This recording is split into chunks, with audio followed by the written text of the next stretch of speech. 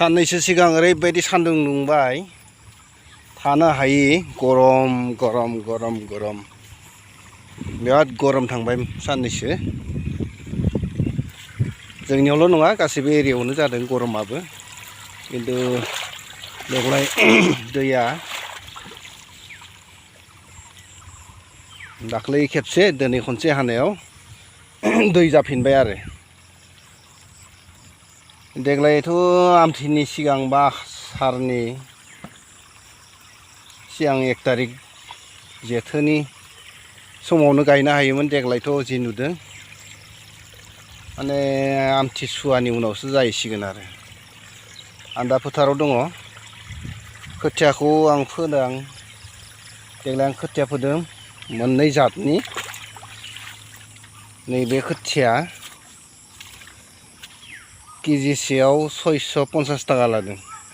केजिसेना पेकेटसेयाव नैबे खोथिया पेकेटसेयाव 650 टाका लादों आरो नामा महानन्द वेस्ट बेंगलनि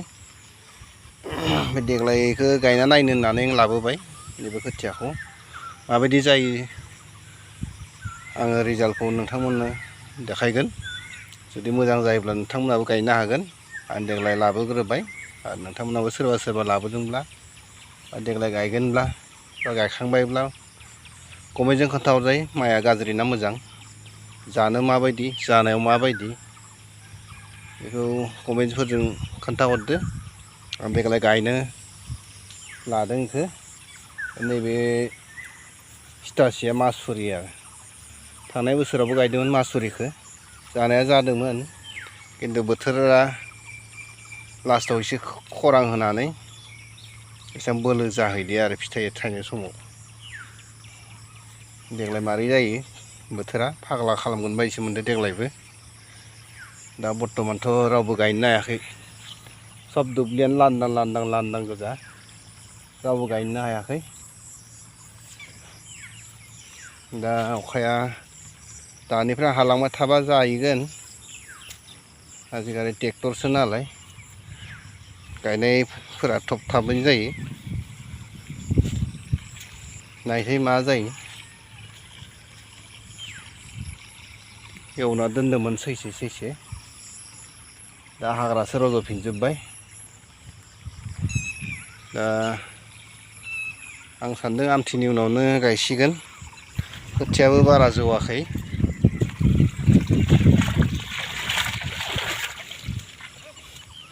नायबावनि अखानि हानायनि मुदा माबायदि बेसेबां हाबावो बेखिनि दैजोंथ' जाखाया अखा फैबावाब्ला फोथारावनो बेसेबां दै जादों नायनो फैदोंमोन जोंनि फोथाराव दै जानायखौ देखायबायानो एसे दिनैनि अखायाव एसे जाबाय दाख्लैबो एसे हादों गरमाबो सुग्लायबाय साननै सिगां गरमाव थानो हायाखैमोन गरमा एसे सुग्लायबाय मोजां नांदों दा